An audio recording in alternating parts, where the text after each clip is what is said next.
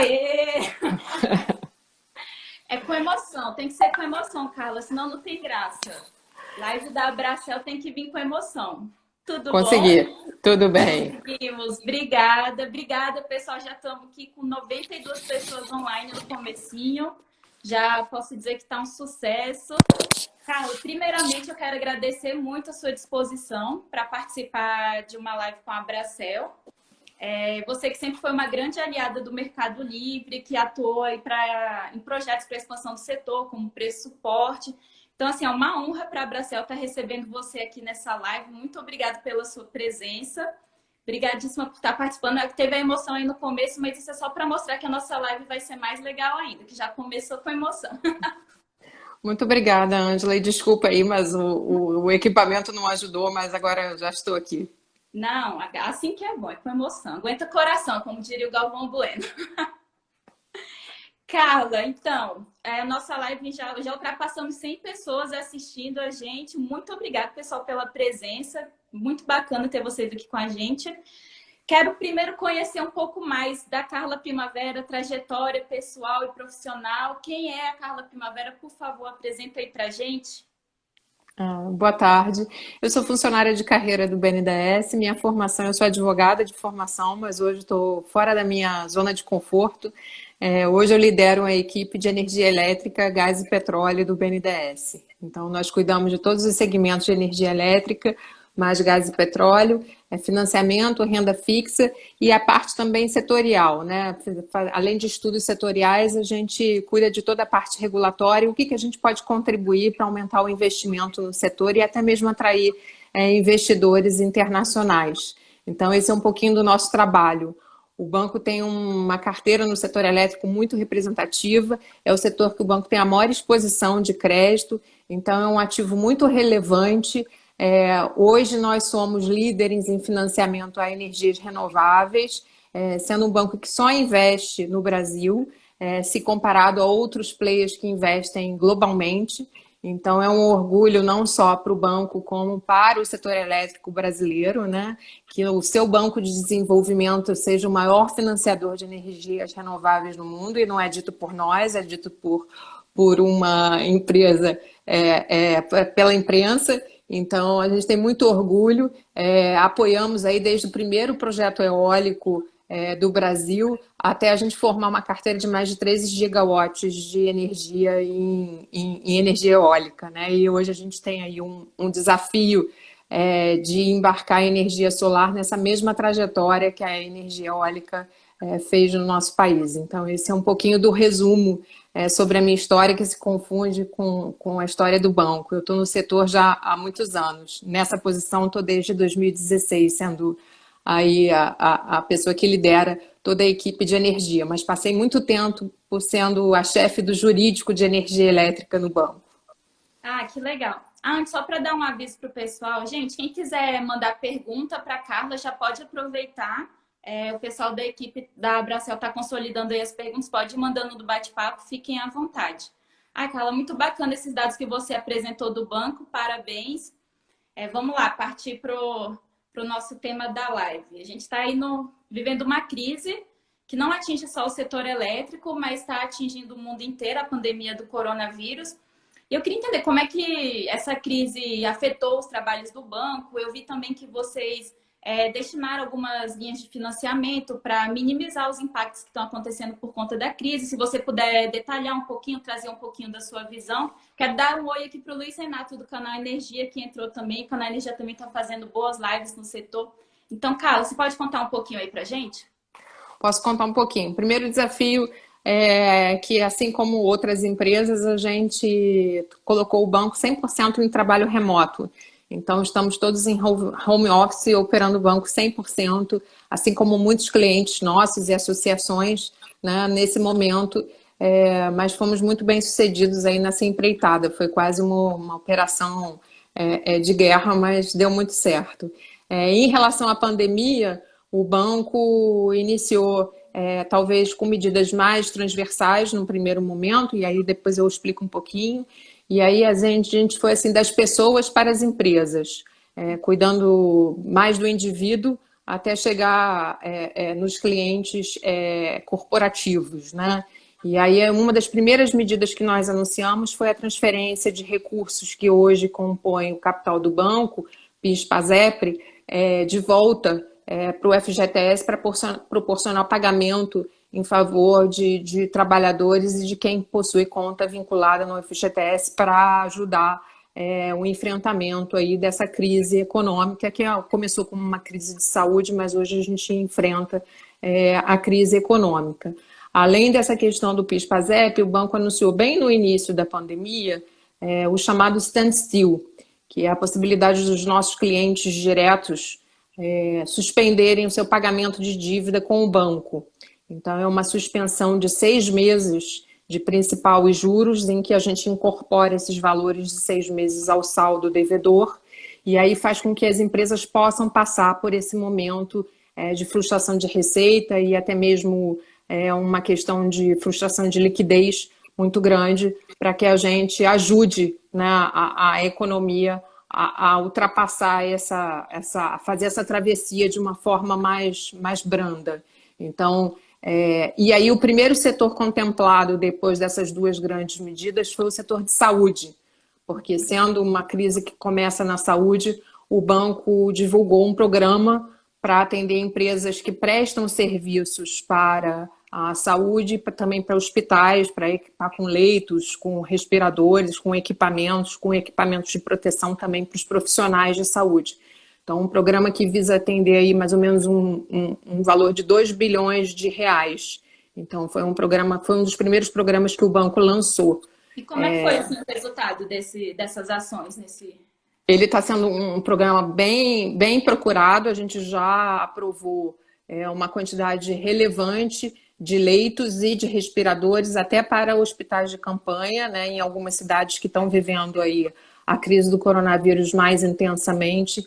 Então, a gente entende, sob o ponto de vista de atendimento das empresas, para que o atendimento do paciente, do cidadão, seja bem feito, ele está sendo feito a contento. E aí, mais recentemente, também ainda no tema saúde, o banco lançou um programa de match funding, que para cada real que ele coloca, ele estimula uma pessoa física a doar, para a gente doar equipamentos e materiais para hospitais filantrópicos, né? Que são aqueles que atendem uma boa camada da nossa população brasileira. Então, também é um programa, está no site do banco, mais detalhes, qualquer pessoa pode doar. É um projeto muito, muito bonito e é a contribuição que o banco faz junto com a sociedade para a gente atravessar esse período difícil. Então, acho que... importante, né? Eu vi até lá no site do banco, achei bem legal. A Abracel está com uma iniciativa também nesse sentido. A gente está com 2 ações, uma em parceria com a Einstein também para construir leitos de UTI para hospitais municipais. Tem também uma ação para doação de cestas básicas em parceria com a União São Paulo. Pessoal que está assistindo, também todo mundo pode doar qualquer valor. Se voltar uns posts aí na Abracel, vocês conseguem dar uma olhadinha aí no nosso Instagram e a gente vai divulgar mais. Mas isso é bem legal. Quanto mais a gente ajudar, mais rápido a gente consegue sair dessa crise, né? É hora de união mesmo. Isso. Então, além do programa de saúde, a gente fez um programa muito específico para pequenas e médias empresas através dos nossos agentes financeiros. É um capital de giro, justamente para tentar ajudá-los a atravessar a crise, né? E através dos nossos agentes, que é quem tem capilaridade no sistema bancário para atingir pequenas e médios. Já indo um pouquinho para o setor elétrico, a gente tem discutido 2 grandes iniciativas. Uma iniciativa que é do próprio standstill, que é suspender as dívidas daqueles clientes que julgaram que é uma boa escolha. Então, a gente tem feito isso. E aí, notadamente, como as distribuidoras são as grandes arrecadadoras do sistema elétrico, elas aderiram bastante ao standstill. Então, a gente já entregou aí um valor expressivo de suspensão de dívida. E também as geradoras solicitando essa suspensão de dívida. Então, esse é um programa que não foi pensado para o setor elétrico, é um programa transversal para atender todos os clientes do banco, mas ele acaba atingindo e criando um efeito positivo para o setor, principalmente no segmento de distribuição. Então, esse é um trabalho que está sendo realizado no banco. A segunda agenda, e é muito importante, uma agenda relevantíssima, é a discussão de um potencial empréstimo em favor. A gente diz que é em favor das distribuidoras, mas na realidade é em favor do segmento, do setor, porque é um empréstimo para a gente assegurar a solvência do setor. Então, a gente, assim como em 2014 houve um empréstimo sindicalizado pelos bancos para fazer frente à crise de 2014 do setor, a gente vem discutindo com a ANEEL e com o MME e com as empresas, com todos os stakeholders do setor, esse empréstimo que já tem até um apelido aí no mercado, que é o Conta Covid. A conta Covid, Carla. Exatamente. Vou até comentar aqui o que eu falei na live com o Link. Os nossos entrevistados, eles estão conduzindo tão bem que daqui a pouco a Abracel vai me tirar aqui da apresentação da live. Imagina. Mais da É sobre até a conta Covid, que eu queria, enfim, pegar mais algumas informações, ver como é que o banco tem participado dessas discussões, qual é a sua visão, quais as características dessa conta Covid. Você pode compartilhar um pouquinho mais com a gente? Posso. Na realidade, um empréstimo sindicalizado, então, em que a gente tem conversado aí com todos os bancos, tanto privados quanto públicos, para participar. E aí existe aqui um interesse, né, dos bancos na participação, porque todos eles, assim como o BNDES, têm uma carteira e têm uma exposição ao setor elétrico. E esse empréstimo, na realidade, ele vem remediar os efeitos da crise da pandemia. Então, o interesse dos bancos, além de ser um bom risco de crédito, né, é também proteger o crédito que eles têm no setor. Então, é um empréstimo sindicalizado em que a gente tem como premissa a criação de um ativo regulatório, e a medida provisória para lastrear esse empréstimo ela já foi editada, é a 950, né, que saiu no início de abril. E, além disso, da criação desse ativo regulatório, é uma operação que a gente empresta para a CCE, para a Câmara de Comercialização, e assim a gente faz uma operação, vamos dizer assim, com a universalidade das distribuidoras, né? É uma operação que tem por objetivo garantir a solvabilidade e a solvência de todos os pagamentos regulados da cadeia, já que as distribuidoras elas são as grandes arrecadadoras do sistema elétrico. Então, enquanto você está falando, eu não posso deixar de agradecer a presença do deputado Lafayette. Acabou de avisar aqui que está acompanhando a live, está tendo votação na Câmara. Mesmo assim, o deputado está acompanhando aqui a gente. Obrigada, deputado, pela presença. Agradeço também a participação. Então, pois é, a gente estava falando aí da MP, pode dar, desculpa interromper, Carla, pode dar continuidade.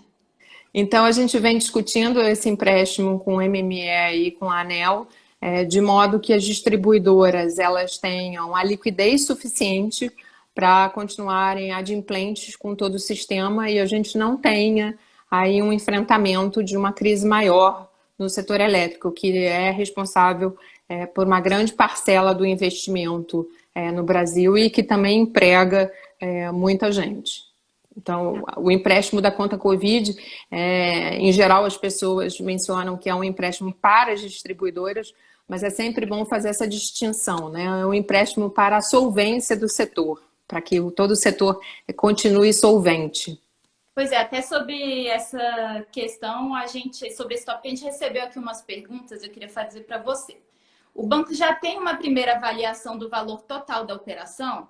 Ela virá em etapas ou cobrirá de vez todo o impacto sobre as distribuidoras advindos da pandemia? Então, essa discussão é a discussão que está ocorrendo agora. A ANEEL faz um detalhamento desses números, tem que confrontar e tem que conciliar esses números com os números das distribuidoras. A gente já tem aí o mês de abril para observância em relação à queda de mercado e inadimplência. Então, eu não conseguiria aqui adiantar para vocês qual seria o valor final do empréstimo, porque depende exatamente desse trabalho que está em andamento junto à ANEEL, dos efeitos. A ANEEL soltou uma nota técnica muito boa, recomendo a leitura sobre os efeitos da Covid, e ali ela já traça talvez as premissas, né, do cálculo desse empréstimo, já que ela trata ali dos efeitos da crise e faz até uma diferença entre a crise atual e a crise que nós passamos em 2014. Eu acho que é até aquela nota técnica. A gente estava fazendo uma live com o Peptone no dia que a Nel soltou essa nota, sem querer puxar sardinha aqui para as nossas lives, mas a gente, foi bem no dia que a gente fez com ele, ele acabou soltando. Carla, quero até fazer uma pergunta do nosso associado aqui, o Suassuna. O empréstimo sobre o qual estamos falando poderá ser viabilizado e liberado na vigência da MP 950 antes de ser convertido em lei? Nós entendemos, é um assunto que tratamos com o banco, que na vigência da lei a gente respeita os efeitos da lei, então ele poderia ser viabilizado na vigência da medida provisória, assim, mesmo antes dessa conversão em lei. Mas o Congresso tem trabalhado de forma muito célere, então pode ser até que a gente consiga já fazê-lo com a conversão da medida provisória em lei. Então, a gente trabalha com os dois cenários, né? Já que a entrega do empréstimo também tem um timing adequado, já para a gente dar conta das liquidações que se aproximam na CCEE. Então, a gente entende que se ele for convertido em lei, excelente, é um cenário ideal, mas a gente também, legalmente, juridicamente, pode fazer na vigência da medida provisória. Ah, não, certo, gente. Chegou até outra pergunta aqui. É previsto algum mecanismo que vincule o acesso aos recursos da conta Covid pelas distribuidoras à manutenção dos compromissos contratuais por elas firmados? Por exemplo, estar positivada no cadastro de inadimplentes da ANEEL? Então, como eu havia mencionado, o empréstimo tem por finalidade a solvência, né, do sistema. Então, entendemos que é premissa do empréstimo que todo o pagamento da cadeia, o pagamento da cadeia seja mantido. Então, evidentemente que é um assunto em pauta com o MME e a ANEEL, que entendemos que se todos os agentes estão muito bem embarcados nessa solução, que os pagamentos regulados serão mantidos e são eles, na realidade, que norteiam e motivam o empréstimo. A gente está até com uma pergunta aqui do deputado, ele até avisou, Ângela, eu estou entrando lá como Ribamar CRJ. Então, o deputado perguntou assim, o empréstimo será pago pelos consumidores por meio de encargos? Então, essa é uma excelente pergunta. O consumidor, na realidade, aqui, se ele tivesse, se o empréstimo não ocorresse, na próxima revisão tarifária das distribuidoras, ele teria um impacto mais relevante na sua conta de luz, já que todo o efeito aí da pandemia e da queda de mercado seria incluído na revisão tarifária das distribuidoras. Então, o empréstimo, na realidade, ele acaba suavizando esse impacto tarifário em favor do consumidor no tempo da amortização dele, né? E parte dele, sim, é repago aos bancos por meio de encargo tarifário. E a ANEEL já sinalizou ao banco sobre qual o impacto tarifário necessário para cobrir essa conta, a conta Covid? Então, o impacto tarifário ele vai ser calculado de acordo com as condições e o valor do empréstimo. Então, hoje a gente não conseguiria adiantar, nesse momento que a gente se encontra na discussão, qual é esse encargo tarifário, qual é o impacto tarifário para o consumidor, porque depende do fechamento e do valor total desse empréstimo, né, e a composição dele, né, qual é o custo que ele está fazendo frente, se é só parcelar, se não é só parcelar, isso tudo está em discussão. Ah, não, tá certo. Carla, a gente estava comentando sobre as linhas de ação do banco, né? Você mencionou lá o standstill, o crédito para capital de giro, de folha de pagamento. Você poderia dar mais detalhes sobre essas linhas de ação? Como é que isso impactaria o Mercado Livre diretamente? Então, Trazer um pouquinho mais detalhe delas. A gente vem até a Bracel recentemente, né, fez um evento conosco lá no banco sobre o Mercado Livre. O banco tem trabalhado muito aí desde 2018 no fomento ao Mercado Livre por acreditar e ter a convicção de que a expansão da energia e da matriz elétrica ela vai se dar através do Mercado Livre. Então a gente divulgou em 2018 uma nova metodologia de financiamento para o Mercado Livre que levava em consideração o PLD, o preço, né, de liquidação. de curto prazo. E aí a gente passou a oferecer aos nossos clientes a possibilidade de financiar projetos que não tivessem a energia contratada. Então, no limite, a gente poderia financiar um projeto 100% descontratado ou um projeto que tivesse contratos de energia num prazo menor que o financiamento, né? Já que a realidade de mercado ela é bem diferente do nosso prazo de financiamento, que é um prazo de financiamento de longo prazo, e a realidade do Mercado Livre, você tem aí a maioria dos contratos girando entre 2, 4, no máximo 6 anos, né? Agora é que a gente observa contratos de 10 anos sendo celebrados.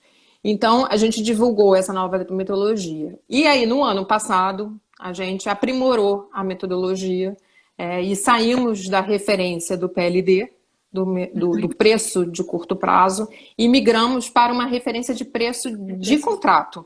Isso. Né? E aí divulgamos aí patamares de preços de acordo com o ano de suprimento do projeto. E aí a gente acredita, e aí olhando para o preço futuro, a gente acredita que o mercado foi um pouquinho abalado para o próximo ano, né? Então, o preço aí do Mercado Livre, ele já sofreu algum tipo de impacto, dado a situação atual da Covid, mas a gente observa que em 2022 em diante, a gente ainda não teve aí nenhuma alteração. Então, acho que o grande papel do banco é manter o compromisso dele com o investimento do setor, com a expansão da matriz, e continua acreditando com a convicção de que a matriz vai crescer pelo Mercado Livre. Então, a gente continua em discussão com vários clientes da estruturação de projetos no Mercado Livre com essa metodologia de preço. Então, a gente, por ser uma instituição de longo prazo, né, de financiar no longo prazo, a gente tem uma serenidade suficiente para conseguir minimamente olhar para uma crise como essa e tentar distinguir o que são efeitos de longo, de curto e de médio prazo. É difícil hoje em dia, né, a gente ter uma visão sobre isso, mas a gente tenta fazer isso com serenidade. Pois é, Carla, era até esse ponto que eu queria saber um pouquinho mais, né? Diante dessa pandemia, como é que ficariam essas linhas de financiamento? Tanto as que já estão em análise, como dos novos projetos? Essa crise afetou de alguma forma? Como que tá sendo as ações do banco nesse sentido? As linhas continuam disponíveis, o banco entende, por ser um banco de desenvolvimento que apoia o investimento, uma das grandes contribuições que ele pode dar para a economia nesse momento é manter as suas linhas abertas e continuar discutindo os investimentos. A gente financia investimento em geral de longuíssimo prazo, então, no setor elétrico principalmente, né, são projetos que têm uma programação de implantação de mais longo prazo e que tem tem anos aí de suprimento de energia. Então, eu te diria que todos os projetos que eu já tinha dentro de casa em discussão, principalmente aqueles de Mercado Livre, eles continuam sendo analisados e a gente continua no nosso trabalho aí do dia a dia. E essa crise talvez tenha impactado a nossa visão aí do curto prazo, né? Eu diria que a gente tem olhado com mais atenção para os preços para esse ano, para o ano que vem, mas para o longo prazo a gente continua ainda acreditando nesse crescimento através desse mercado. Pois é, assim, até o preço de mercado do longo prazo, mesmo com a Covid, ainda é maior que o do PLD de suporte, né? Exatamente. Tem até algumas perguntas que chegaram aqui sobre o tema. A oferta de energia para o Mercado Livre evoluiu muito nos últimos 3 anos, não só pela destinação de boa parte da energia de alguns projetos vendedores em leilões, a -5 e a -6, mas também por meio de projetos destinados especificamente ao ACL. O BNDES colaborou muito, evoluindo nas condições de análise, como, por exemplo, o preço de suporte. Você acha que o BNDES ainda pode melhorar as condições para financiamento? Há algum estudo nesse sentido? A gente acha que a gente sempre pode melhorar. E o preço de suporte ele é muito recente. Ele foi divulgado, né, ano passado, do ano passado para esse ano. Então a gente está aprendendo muito. Eu acho que nossos clientes também têm uma curva de aprendizado. O setor é muito dinâmico. Até muito pouco tempo a matriz ela crescia através do regulado, né? Os leilões, na realidade, eram os grandes norteadores aí do crescimento da matriz. Então, eu acho que à medida que a gente for estruturando novos projetos no ambiente livre, a gente vai aprendendo e a gente vai sofisticando um pouco mais a análise e melhorando as condições de financiamento. Então, acho que, sendo condições de mercado, a gente sempre tem a possibilidade de mudar e mudar para melhor. Ok, aqui temos outra. Os projetos que foram atendidos pelas novas regras do BNDES para o ACL são, em geral, projetos de maior porte. Claro que não há nenhuma limitação pelo BNDES nesse sentido, mas naturalmente, devido às complexidades e burocracias envolvidas, os projetos um pouco menores se sentem um pouco desestimulados. É verdadeira essa percepção? Há algo que pode ser feito para se deixar mais atraente para os projetos menores esse tipo de financiamento? Como, por exemplo, simplificação de procedimentos e análises, reduzindo inclusive os prazos envolvidos? Tá. Vou começar pelo final da pergunta, que é prazos, né? Acho que o banco já trilhou um caminho de redução de prazos bem relevante, né?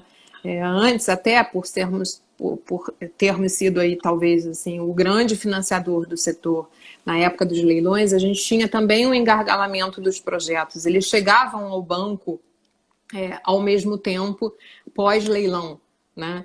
E aí a gente tinha aí o desafio de estruturar todos os financiamentos para aquele conjunto de projetos que sagraram-se vencedores. Agora a gente tem uma diluição disso porque esse crescimento também passa por uma lógica de investimento no mercado livre. Então acho que a gente já trilhou um caminho também de redução de prazos, tanto é que muitos projetos que a gente financiou recentemente nem necessitaram de nenhum tipo de empréstimo point, enfim, foram feitos para e passo com o aporte de equity e a nossa dívida.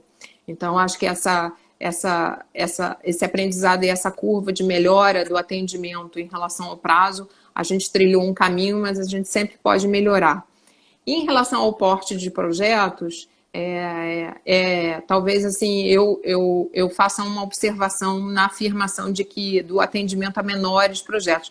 Alguns projetos, pela sua natureza, eles, para darem viabilidade e rentabilidade ao investidor, eles precisam ser um pouco maiores. Então, projetos de mercado livre, por exemplo, eólicos, eles em geral são projetos maiores, de maior escala, né? Eles necessitam de uma maior escala para serem viáveis. Então, eu acredito que no segmento eólico, a gente tenha isso como uma característica do segmento, da fonte, né?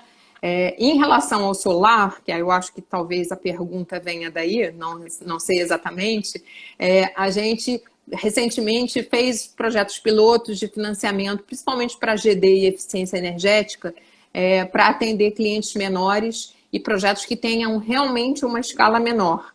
Então, isso está tudo em desenvolvimento no banco. A gente até divulgou recentemente um projeto que se chamava BNDES 10. A gente fez algumas operações, então, assim, a gente está aprendendo junto com o setor, né? Isso, pois a GD é um segmento que ainda vai crescer muito e exponencial. Então, a gente tem trabalhado nisso. São muitas frentes abertas para aprimoramento por parte do banco. Bem legal, Carla. Enfim, a gente está no meio dessa crise. Fica aí muito essa questão de até quando essa pandemia vai durar, quanto tempo que vão durar os impactos da crise, mas a gente já começa a pensar, né, otimistas no day after, né, o D+1 pós-crise. Lá na Bracel a gente discute bastante a reforma do modelo setorial, até a gente publicou um artigo, né, do Fred, o nosso vice-presidente, lá no Canal Energia, falando um pouco dessa modernização que está discutindo lá no Congresso atualmente. Eu queria entender como é que o BNDES está enxergando o setor nesse pós-crise, qual seria o papel do banco nesse cenário pós-pandemia, como que está sendo essa situação? Tá bom. A gente entende que a reforma do setor e a modernização, ela continua em pauta.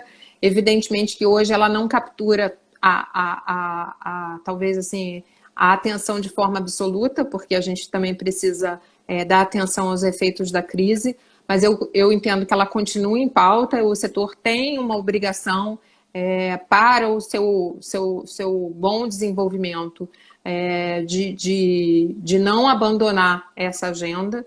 Acho que essa agenda cresceu e tomou forma lá com a consulta pública 33, que foi exatamente coincidente com a nossa discussão, né, do financiamento ao mercado livre. Então, entendo que o setor precisa continuar trilhando essa discussão Então, entendo que a gente está aqui dividindo a atenção agora com a crise, mas a gente não pode deixar e perder de vista a modernização do setor, em que botar em pauta a questão da separação de lastro e energia e de tantas outras pautas que a gente vinha discutindo ao longo aí desses últimos 2 anos. Em relação à contribuição do banco no pós-crise, acho que especificamente em relação ao setor elétrico, continuar sustentando um crescimento da matriz elétrica, dos investimentos e fomentando ainda mais o mercado livre.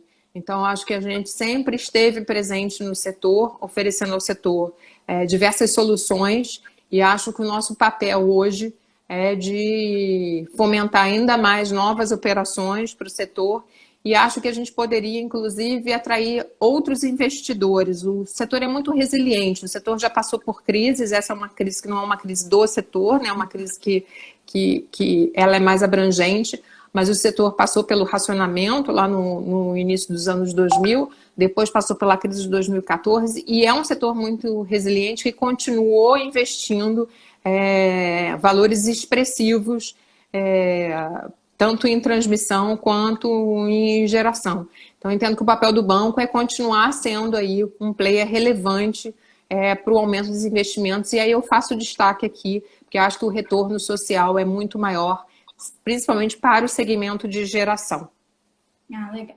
Voltando aqui um pouquinho um tema que a gente já discutiu, mas é que acabaram chegando algumas perguntas, principalmente sobre as linhas de ação do BNDES que a gente estava discutindo um pouquinho lá no começo, né? Especialmente aquelas 3 linhas.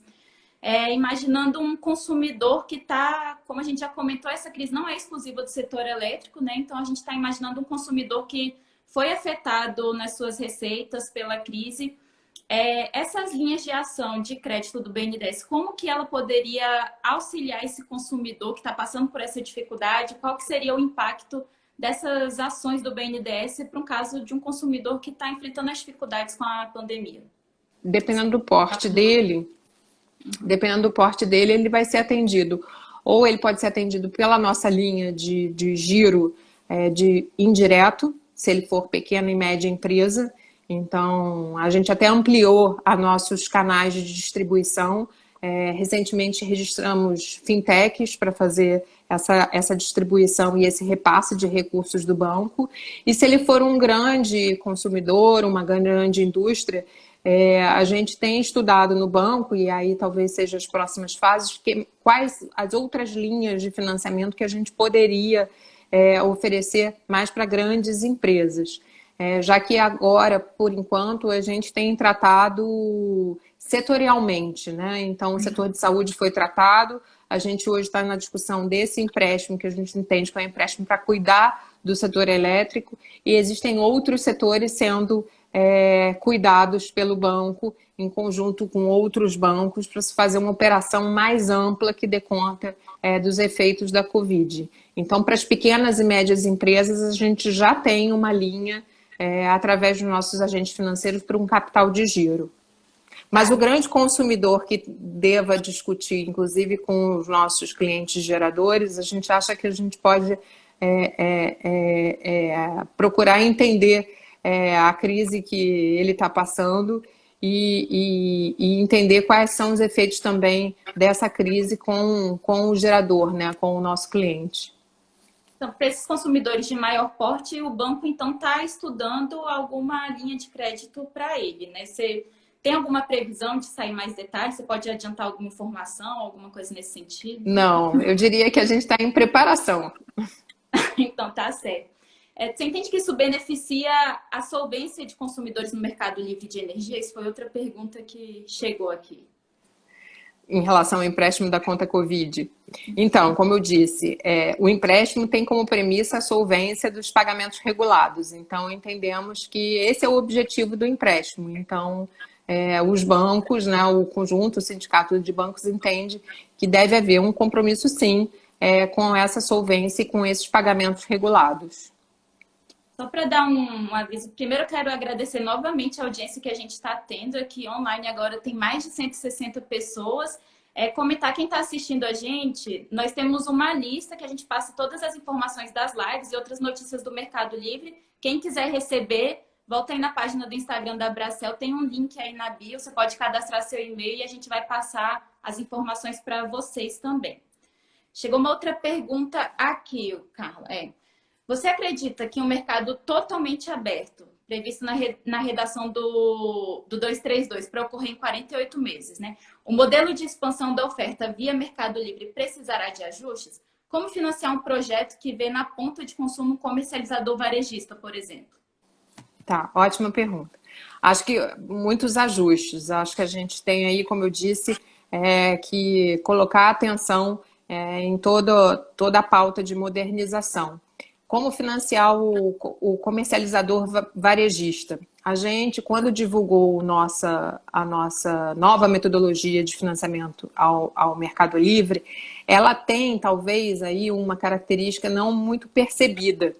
E aí a pergunta é boa para eu esclarecer. Antes, o banco, né, tinha uma dificuldade muito grande de financiar projetos que tinham como contraparte as comercializadoras. E aí, por quê? Faço aqui a justificativa. Porque a gente tem uma dificuldade natural, como banco, de conhecer e de perceber qual é o risco de cada uma das comercializadoras, porque elas são, do negócio delas, né, correr o risco e fazer a sua estratégia de tomada de risco conforme ela entende o mercado de energia. E aí, essa nossa nova metodologia do Mercado Livre, ela tem como objetivo colocar um preço para o nosso cliente, que é o preço que o banco está disposto a correr o risco no longo prazo. Então, a gente não precisa mais, necessariamente, que a contraparte ela tenha uma determinada característica, um determinado risco, porque a gente, na realidade, transferiu isso para o preço. Então, se eu não conseguir atribuir uma nota de risco à contraparte, eu vou considerar o preço, que é o preço suporte. Se eu conseguir atrelar uma nota de risco a um grande comercializador, por exemplo, eu posso considerar o preço que ele negociou fazendo uma análise, né, de consistência nesse preço no longo prazo. Então, eu diria que o preço suporte ele não só endereçou a questão de prazo, mas também ele endereçou a questão da contraparte, porque com esse preço o banco pode correr o risco de diversas contrapartes. Então, acho que a resposta é essa. Não sei se eu fui claro o suficiente. Sim, claro. A gente tem uma pergunta aqui do Andrade, Carla, voltando aí um pouco do que a gente estava falando sobre os financiamentos. Ele diz: os financiamentos estão restritos às distribuidoras e geradores? Então, o banco é um banco que financia investimentos, então ele não faz uma segmentação. A gente, na realidade, financia o investimento. Então, em energia elétrica, em geral, os nossos clientes tradicionais são os geradores, transmissores e distribuidores. A gente ainda não encontrou um modelo de negócios ideal para apoiar empresas que investem em GD e em eficiência energética. Eu diria que, em geral, o mercado bancário ainda não tem uma solução extremamente adequada para atender esses segmentos. E o banco está perseguindo um modelo, assim como a gente encontrou agora um modelo para trilhar para o Mercado Livre, a gente está perseguindo um modelo para oferecer para esses segmentos que eu falei, né? A gente tentou aí, tem um piloto de produto que se chama BNDES 10, mas eu diria que a gente ainda não encontrou o melhor modelo para apoio a esses segmentos. Tem outra pergunta aqui, estou gostando que o público está participando bastante hoje. Carla, há alguma possibilidade de o banco comprar participação em empresas em dificuldades? Então, o banco tem um braço de investimento em participações, que é a BNDESPar, e hoje a participação do banco no equity das empresas perpassa uma discussão de política pública.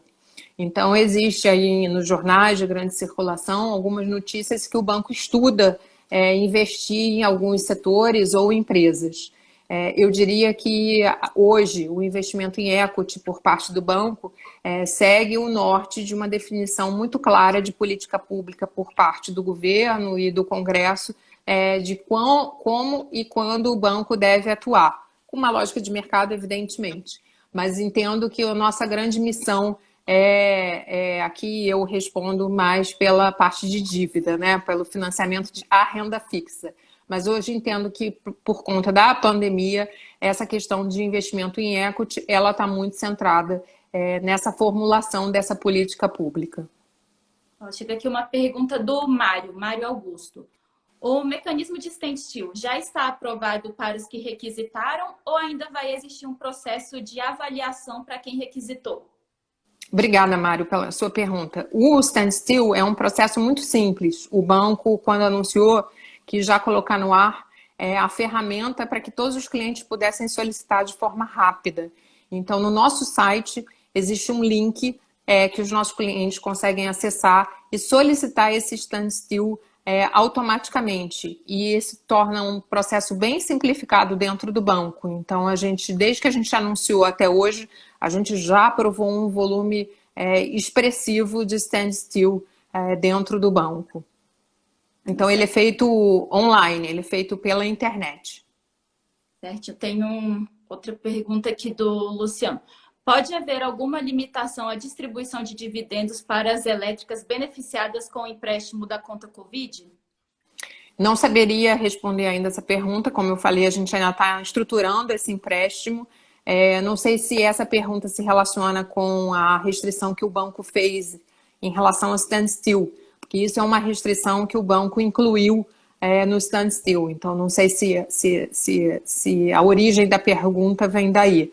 E aí aproveito para esclarecer. No caso do standstill, o banco vedou a distribuição ano que vem dos dividendos relativos a este ano corrente. Por quê? Porque a gente entende que quem solicitou a suspensão de principal e juros perante o banco significa que está com uma restrição de caixa.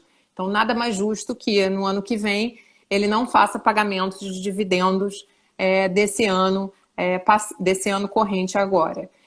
Portanto, a gente entende que é uma maneira de alinhar interesses. Que aquela empresa ou aquele empresário que imagina distribuir dividendos ano que vem relativos a esse ano que provavelmente o negócio dele não foi tão afetado pela Covid e ele não está com uma restrição de caixa ou liquidez dado a crise. Então, foi um alinhamento, na realidade, de interesses quando a gente incluiu essa restrição. Tem uma do Rodrigo. Qual o prazo para adesão ao standstill? O prazo para adesão ao standstill é até setembro. Eu não saberia aqui de cabeça dizer exatamente o dia, mas até setembro.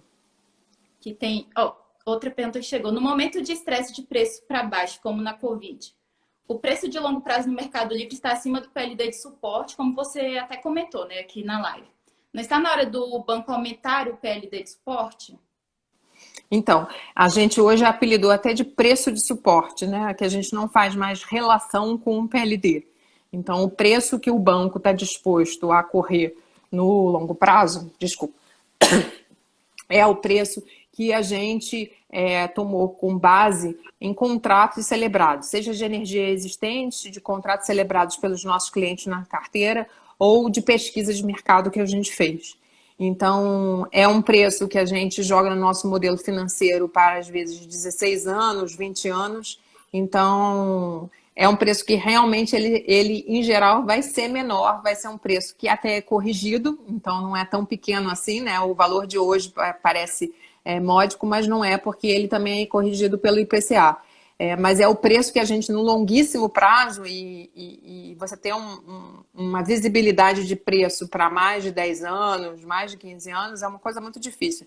Então, é por isso que ele realmente é um preço menor, que é o preço que a gente consegue carregar no nosso balanço. Tem uma pergunta aqui também do nosso associado Suassuna, associado e meu vizinho aqui de prédio. Carla, você não acha que com preço horário, um PPA dado por uma comercializadora ao gerador, comprando a curva de geração, mitiga risco do projeto? Suassuna sempre me bota numa pergunta difícil, né, Suassuna? Eu acho que essa pergunta é o famoso depende. vai depender da estratégia de comercialização que o nosso cliente fizer para aquele projeto de geração. Então, a gente entende que uma composição de energia para o PLD horário, para o preço horário, ela é uma boa estratégia, mas a gente precisa entender a estratégia por inteiro. Mas a gente acha que agrega valor, sim. Carla, deixa eu até... O pessoal parece estar participando bastante. Quero comentar aqui o Luiz Fernando. Parabéns a Bracel e a Carla. Está ótima live, super esclarecedora. A gente também está com audiência boa, só que a nossa live está chegando ao fim já. Então, assim, o Andrade perguntou, o BNDES pode divulgar os preços suporte de longo prazo? Pode, é um preço público, divulgamos recentemente, a gente tem 3 preços de acordo com o ano de suprimento dos projetos, que é para quem não tem projetos contratados no prazo. Então, é R$ 130, R$ 120 e R$ 110, de acordo com o ano de suprimento, né? Mas, em geral, os nossos clientes, eles apresentam contratos mais curtos no início. Então, esses R$ 130, em geral, eles não são colocados na modelagem financeira dos nossos projetos. Em geral, os projetos apresentam contratos até num valor maior nos primeiros anos de suprimento. O preço de suporte ele é mais utilizado para o final, né, da amortização do banco, ou por uma parcela de energia, que aí tem relação com a pergunta do preço horário, né? À medida que a gente for sofisticando o segmento de geração e atribuindo mais risco à geração, né, e tirando esse risco do consumidor, que não é capaz de gerenciá-lo, entendo que até a gente deixar uma parte da energia descontratada em projetos de geração é uma boa estratégia também de mitigação de riscos. Então, a gente também não obriga os nossos clientes a contratar 100% da energia dos projetos. Certinho. Olha, infelizmente a gente está com a limitação do tempo, vou ter que partir para o encerramento. Carla, muitíssimo obrigada pela participação. Pelo visto que o pessoal gostou bastante da live. Quero até avisar que as próximas a gente vai realizar por outra plataforma para não ter mais essa questão da limitação. Tá bom.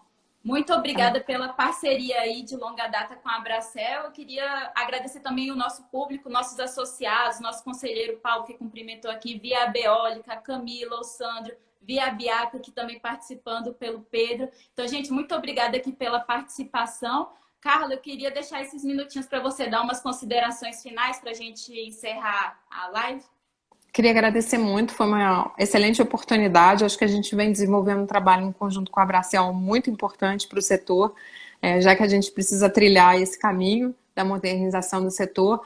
Agradeço a você a paciência, a simpatia, as perguntas. E eu vejo que tem muitas perguntas aqui relacionadas ao preço. Então, eu vou oferecer uma apresentação nossa com a explicação do preço, dos prazos, das condições que a gente financia o Mercado Livre, se a Bracel quiser disponibilizar aos associados e aos internautas para ficar à vontade. Então, a gente manda um material para esclarecer exatamente o preço, prazo e condições. Agradeço e queria registrar aqui o compromisso do banco com a economia e com a sociedade, principalmente com o setor elétrico, né, já que é o setor que eu cuido, para a gente atravessar aí a pandemia com serenidade, com responsabilidade, para a gente depois só ter que se preocupar com a agenda de futuro e com a agenda do crescimento e do desenvolvimento. Acho que essa é a minha mensagem.